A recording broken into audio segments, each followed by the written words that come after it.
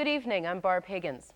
1989 was a year of constant change, a tumultuous end to the decade of the 80s, the decade of Ronald Reagan and Wayne Gretzky, of Ralph Klein and of Calgary's Olympic Games. But it seems in 1989 we were a world trying to cram a decade of change into a single year. Changes to the way we treat our environment, political changes, economic changes. There's a new man in Washington, and there are demands for change in China. And when the changes swept through Eastern Europe, generations of power and structure were blown through the Iron Curtain almost into oblivion. And an event in Calgary was a trigger for that change, for the demand for something better. It started on the very first day of the year.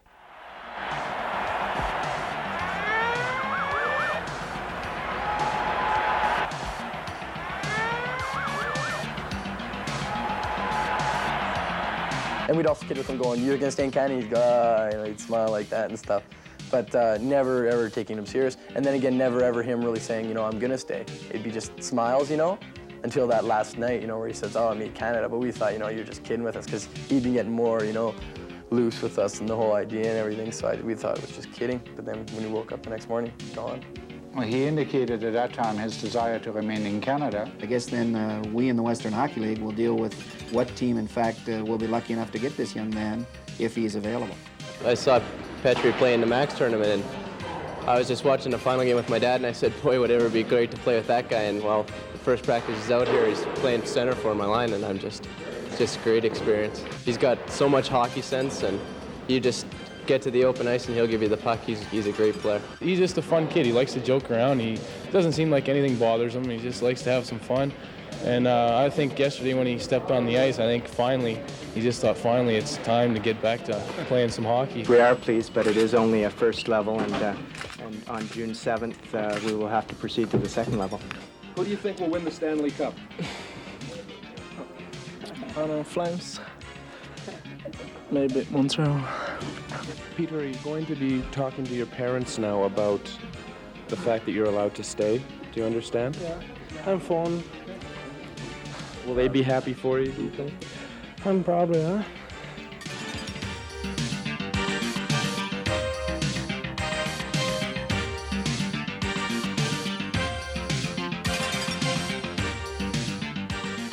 Over the holidays, Colleen and I informed the Premier that we would accept his offer to run in the next provincial election, and if elected, we would join his government.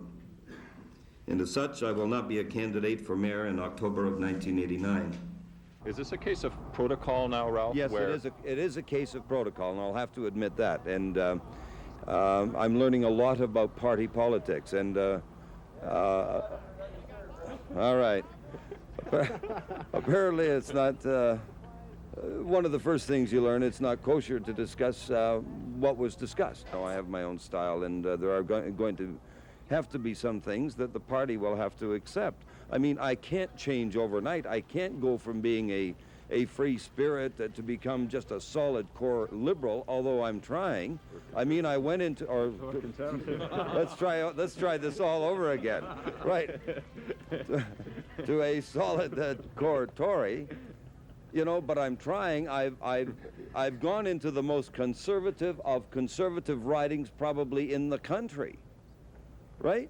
To try and convince them that I can be a conservative and committed and dedicated. My perspective, perhaps one of the great contributions that he's made to this council as compared to the city as a whole is that he's made life fun. He's made serving the city enjoyable. And I think that's important. And so I thank you, and I wish you well, and I congratulate you on your new endeavors. So, ladies and gentlemen, as I prepare to leave office, let me say only this. There are those who always say, trust the government, and certainly that is important. But I believe it is more important that government trust the people, listen to the people, talk to the people, communicate with the people, and respond to their needs.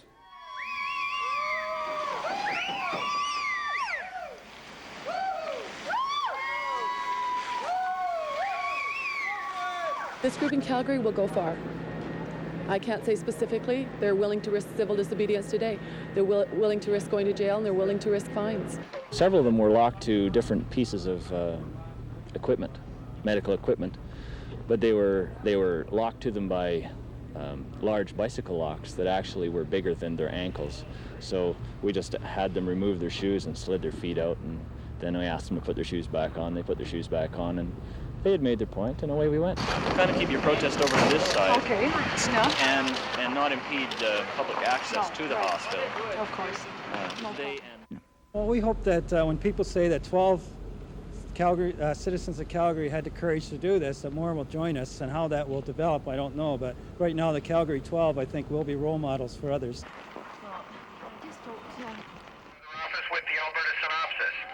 Cold air from Alaska invaded Alberta with a vengeance on Monday, producing dramatic... It just doesn't want to start. It's too cold. I don't know if it's frozen cold. It's good. You know, it's good till I think 30 or 40 below. I got 2 batteries and still wouldn't start. 3 hours to get it going. We're getting broken water pipes, we're getting broken sprinkler systems, we're getting fire alarm systems kicking in because of the temperature fluctuations, we're getting furnace motors, car accidents, the whole gamut. We have had about a dozen now cold-related injuries, most of them frostbite. We've had a couple of cases of hypothermia, but basically, compared to Edmonton, we've been really lucky. No real bad cases, no deaths that we've actually encountered. I believe there has been one in the city of Calgary due to heart-related problems. The first months of 1989 brought about major changes in international politics. After 8 years in office, Ronald Reagan completed his second and final term as U.S. president.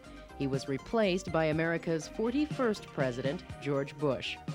In February, the right to free expression was held hostage as Iranian leader Ayatollah Khomeini put a bounty on the head of author Salman Rushdie. In March, New Democratic Party leader Ed Broadbent announced he was leaving politics. The Space Shuttle Discovery blasted off, the first shuttle mission since the Challenger disaster. And Canadian figure skater Kurt Browning was also blasting off, jumping his way to a world championship. On March 24th, the oil tanker Exxon Valdez ran aground near Prince William Sound, Alaska, creating one of the worst ecological disasters ever. And in sports, history was made by the Calgary Flames with the signing of Sergei Pryakin, the first Soviet hockey player allowed to play in the NHL. In April, the world lost one of its funniest comedians with the death of Lucille Ball. And Canadians got a sneak preview of the national budget when the document was leaked to the media. And vending machines went loony as Ottawa followed through on its plan to eliminate dollar bills.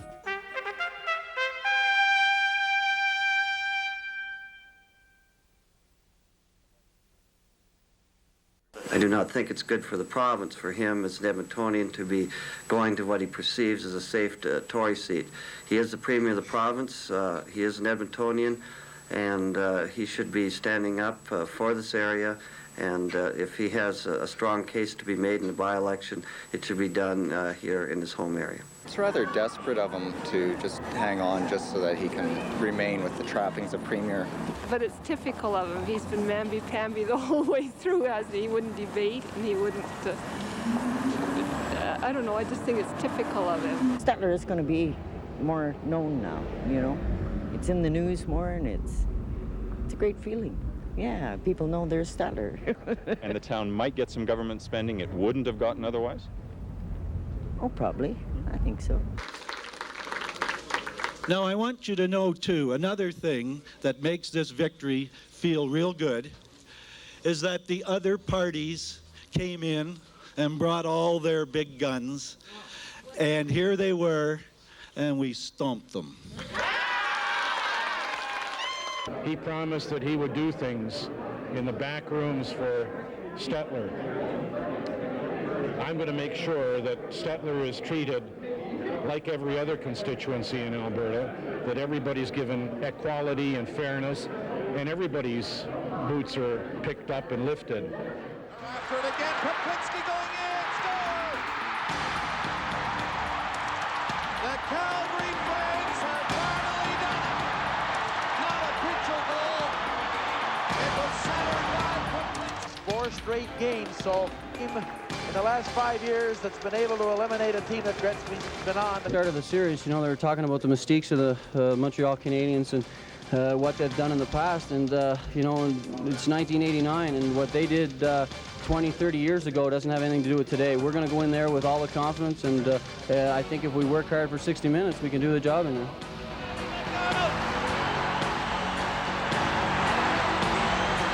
What a great pass by Joe Nieuwendyk. He had very little time at all. Here comes the siren.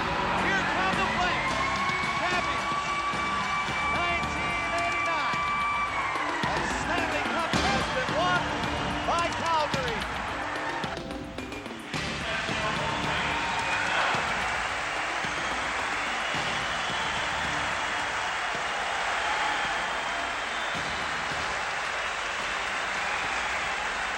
We just won the Stanley Cup, oh, do-do-da-day. Won the Stanley Cup, won the Stanley Cup. We just won the Stanley Cup, oh, do-do-da-day.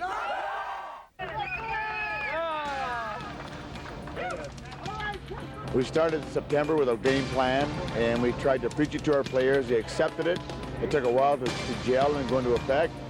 And the game plan that Tom and I and Doug initiated in September won us the Stanley Cup tonight. So for all of our fans here, what we started in September culminated tonight with the Stanley Cup for Calgary.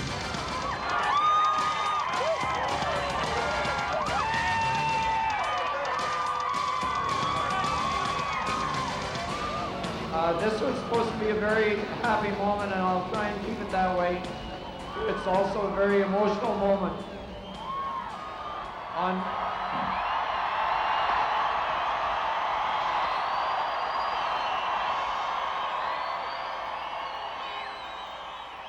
I would just like to set one thing straight.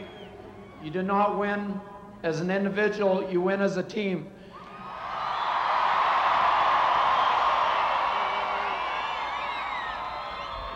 And the city of Calgary deserves the greatest team in the world right now. I know one thing, we all may be a little cold on the outside today, but you have made us very warm on the inside. We love you and thank you. Yeah, baby!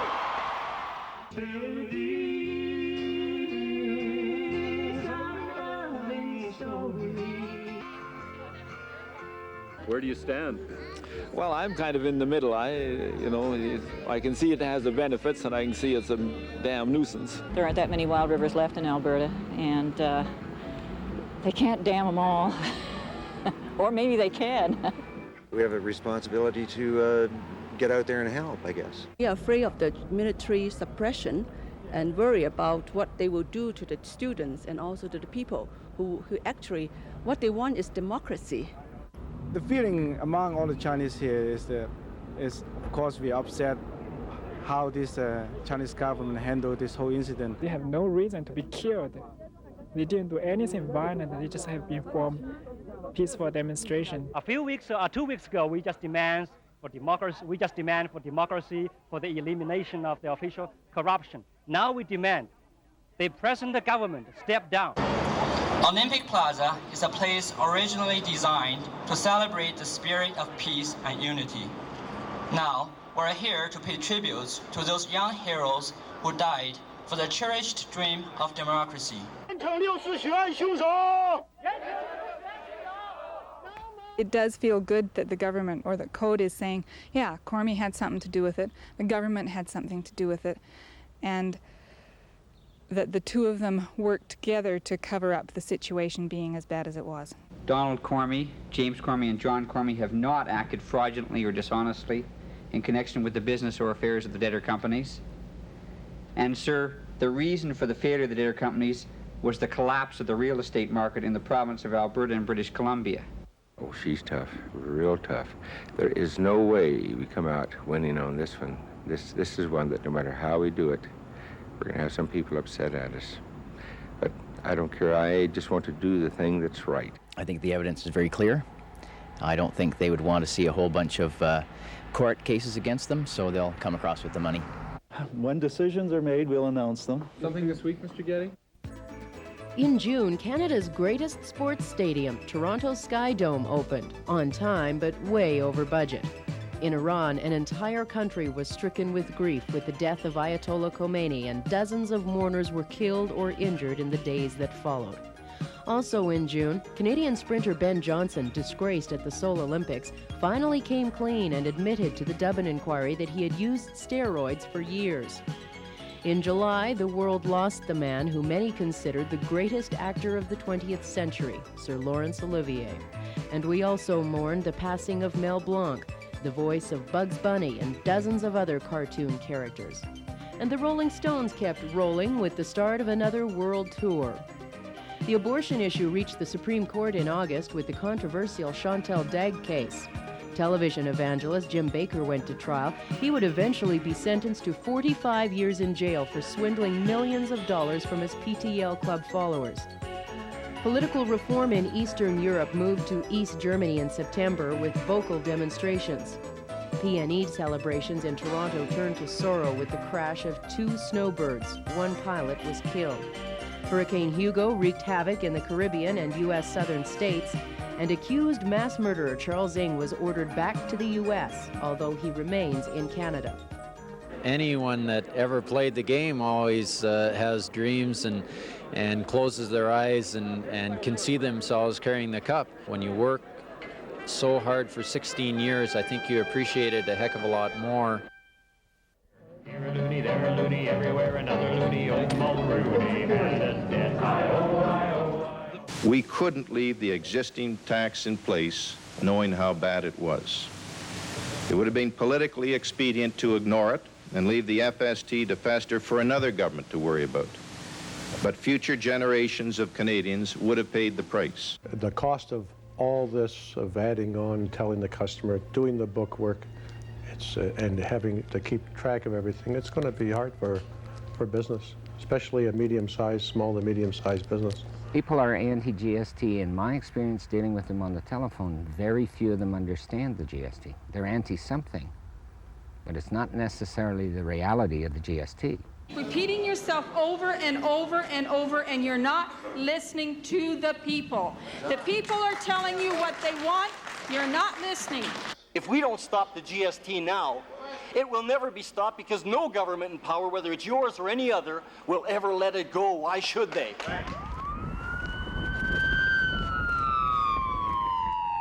We've got 1,700 policemen or something like that in Alberta, each in a car by himself at one time. Now, he can't sit down and open up a policy book and read it with a flashlight to decide if he's going to undertake this pursuit or not. Those decisions are made instantly. Could be the odd exception, but I don't think it's an ego trip at all.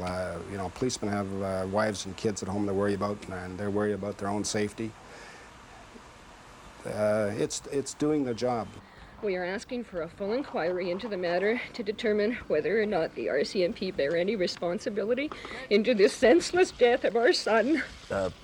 Policemen are out to protect the public, not to cause the public to be injured. And I don't think anybody would feel worse than a young policeman who caused the injury or death to somebody who was running away from them. There's no mayor, no candidate has taken the meeting I took by media. And I've been around, this is my 8th election, by the way. I'm the 33rd mayor. I'm the mayor that was there when won the Stanley Cup, and it's been a great experience. More than anything else, it proved to me that in politics, nothing is as important as people. People who are prepared to work together, people who are prepared to I guess, share a vision, share a dream, and make things happen. I, Al Duerr, of the city of Calgary. A company is getting monies from the provincial taxpayer to do whatever, either operationally or capitally. We don't even know that. And I'm entitled to say, I have a fear that these monies were used improperly for the benefit of Mr. Pocklington and gainers, to the detriment of the taxpayers and other businesses and other employees in Alberta. I can't believe that this company could all of a sudden go $121 million in debt. So where did that money go? That's the one question. And why was the government allowing this to happen? Were they aware of it or not? Reviewing all the transactions of the company during the period of the master agreement. Other than that, I have no new information, and certainly nothing which would substantiate the claims by other parties. You're dealing with Peter Pocklington. What can you do?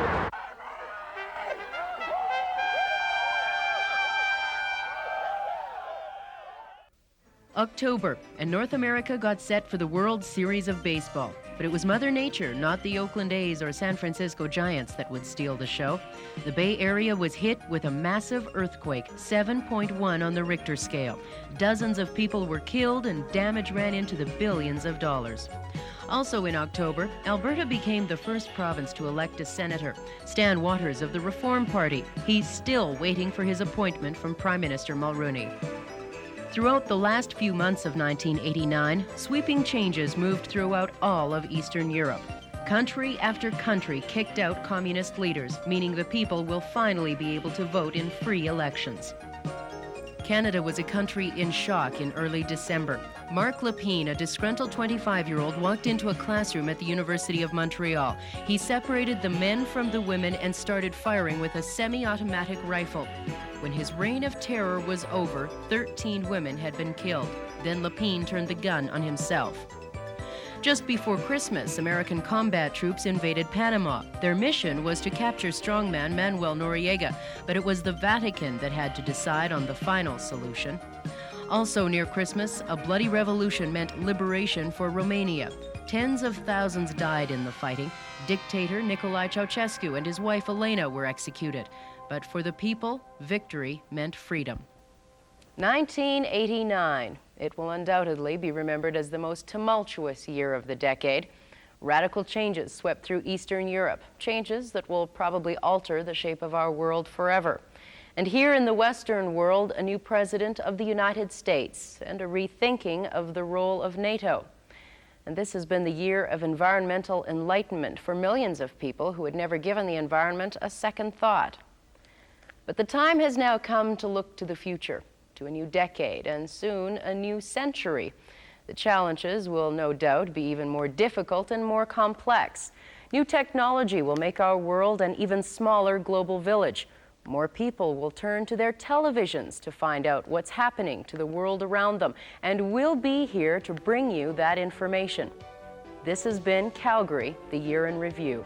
I'm Barb Higgins.